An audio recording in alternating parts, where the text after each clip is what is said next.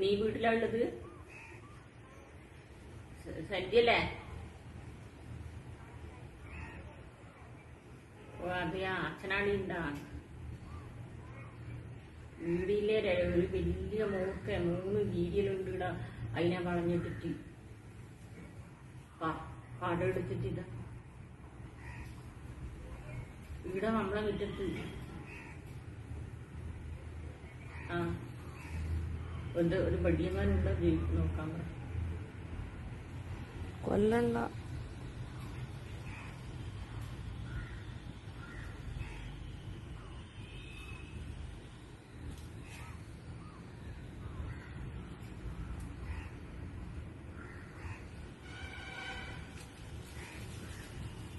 അത് ക്ഷീണിച്ചു